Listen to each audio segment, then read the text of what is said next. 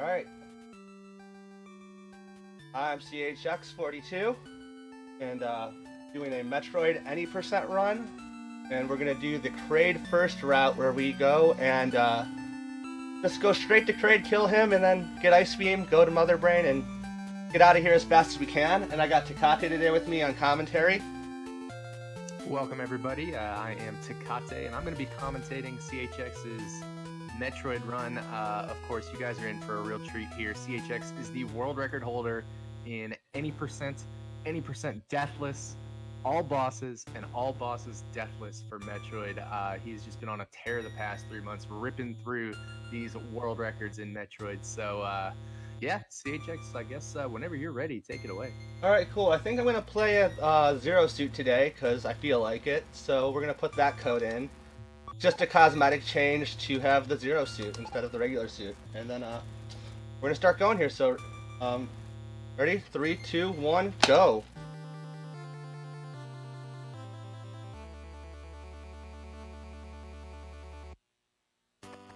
Alrighty, so CHX is underway here, and first thing he's going to do is grab the Morph Ball. The Morph Ball will let him, if he presses down on the controller, morph into a ball right here, and that allows him to get through tight spaces. It's also going to be the key mechanic that actually allows him to do some of these glitches that we'll see just in a couple seconds here.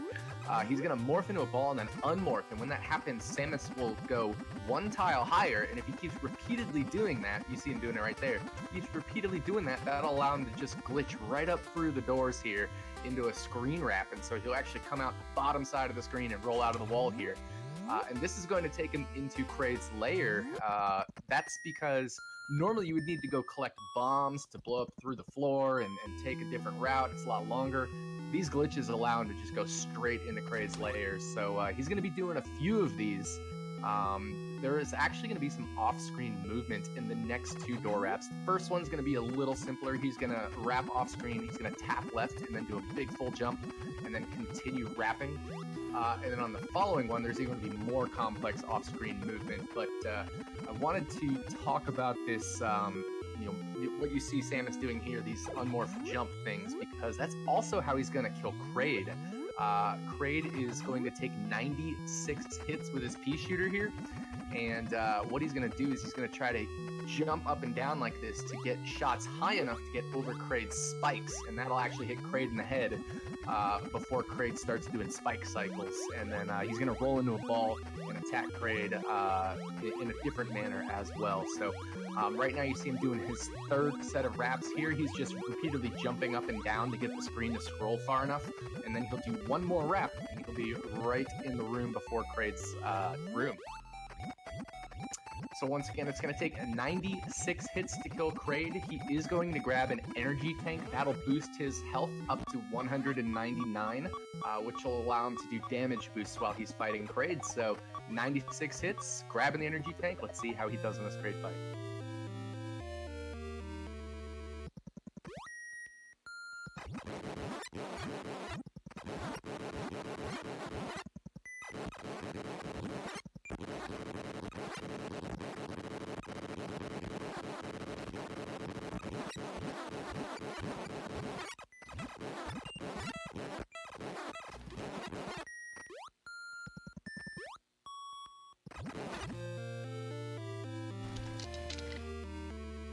There we go. Nice kill on Kraid. Well done by CHX. So you saw him doing those jump shots to get over Kraid, and when Kraid started shooting spikes, he would roll into a ball and attack Kraid, and he even ran straight into Kraid to just like damage boost and get shots right inside of Kraid there. That's how the any percent strategy actually works to go the fastest possible. He's going to be doing these jump shots, and he's just going to go straight and attack Kraid in the any percent run. In a marathon, he had to play a little bit safer, so he didn't risk dying there, and he had to jump over a couple spikes, but that was beautifully done, especially for a marathon run. So now he's going to go and get the Ice Beam. The Ice Beam will become important because we're going to need ice to do what we call the bridge skip later. In the all bosses run, you don't actually even need to get ice because you don't need to do the bridge skip, so the world record doesn't even grab ice, but in any percent, you gotta grab the ice. So that is what he's doing now, and he's actually going to make this climb here. And this climb is important because you see these little croissant looking guys.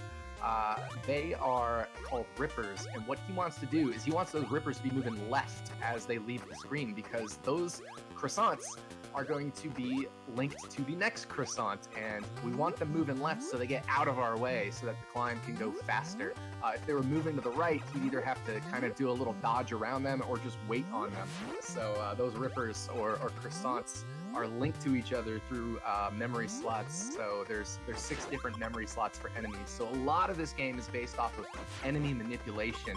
When one enemy leaves the screen in a certain direction, the enemy that it's linked to in the same slot will also be moving in that same direction the next time you come to an enemy with that slot. And that's very important, especially in like all bosses run, where you can get different patterns with like Ridley and all sorts of different enemies, but here, especially with that blue climb there, that's going to be the most important thing. So now he's just making his way over to the ice beam, and he's going to do another wrap, and he is doing the safer wrap. There is a task wrap strategy that you can do that saves about half a second, and actually in the very first wrap of the game, there was another task wrap strategy that could save a second and a half or so, but he's just doing the basic wrap strategies, which is a little more marathon safe, and now he is going to kill these little bugs. You want to make sure you kill those bugs because that'll reduce the lag. A lot of this game is also about lag reduction.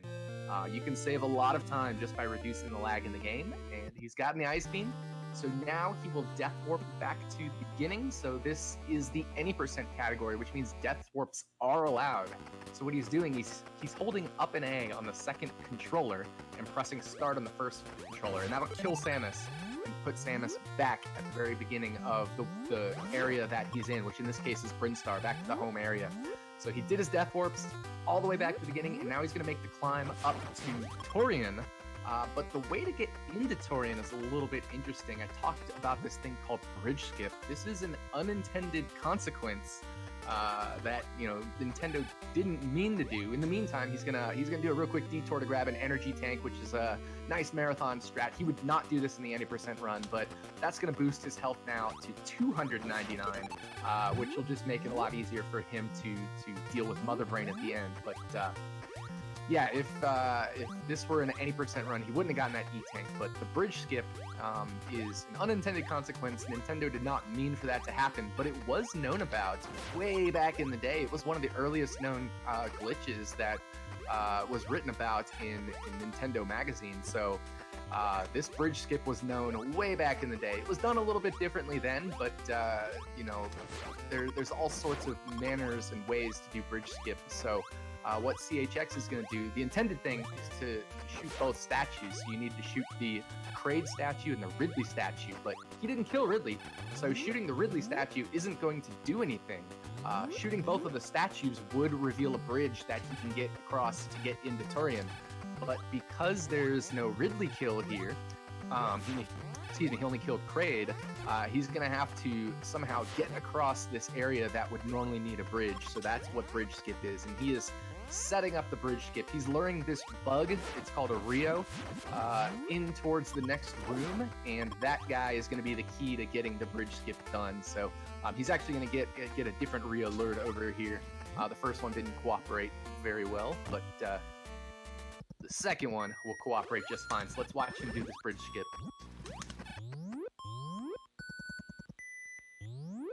Just like that, he got across. There would normally be a bridge that gets in, but he was able to freeze the Rio with the ice beam. That's why you need the ice beam. And jump on top of that, and then because of the way detection works in this game, he was able to just glide right through that little one-tile thing. And now he's in Torian, and he's killing these Metroids. And you see him breaking apart these Metroids. So he freezes them with ice, and then each Metroid takes 5 hits to kill.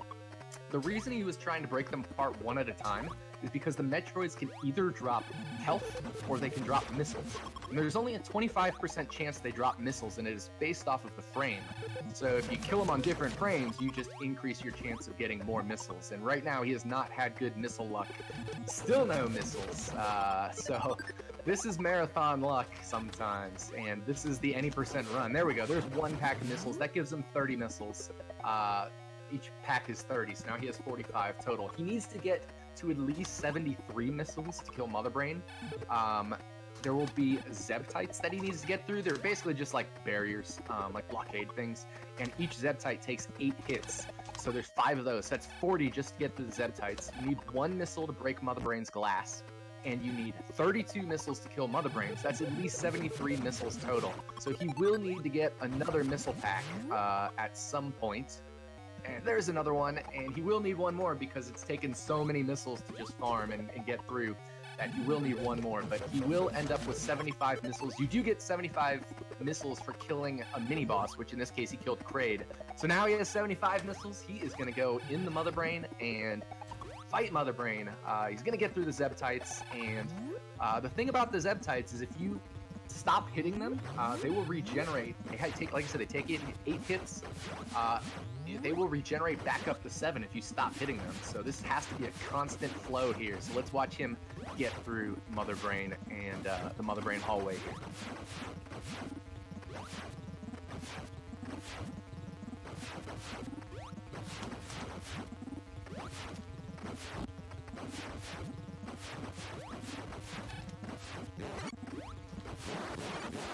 Alright, so he hasn't even wasted a missile yet. Beautifully done through the Zebtites. And now he's just blasting Mother Brain. He's trying to freeze these Rinkas, these Cheerio-looking things, turn them into Frosted Cheerios if he needs to. But what he's actually doing is grouping the Rinkas. You see they're coming straight up and down. That means he won't ever get hit by them if he goes back into that spot. And he has killed Mother Brain. Well done, and a little bit of swag there going into Mother Brain's glass. Now it's time for the escape. CHX is a master at the escape. He holds the world record. He's going to do these task-like jumps. So let's watch him escape and get out of dodge.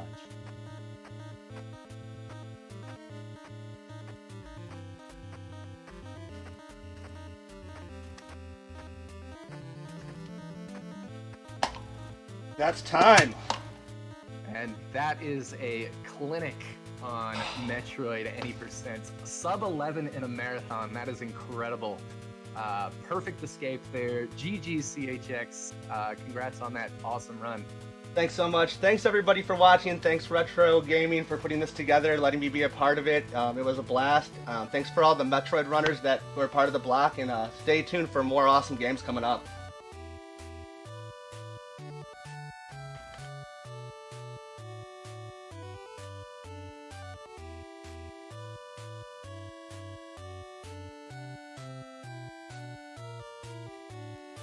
We're done here. I mean, I don't really have anything else to say, so if you guys want to go to intermission or whatever, thanks for the commentary, Takate. It was fucking dope.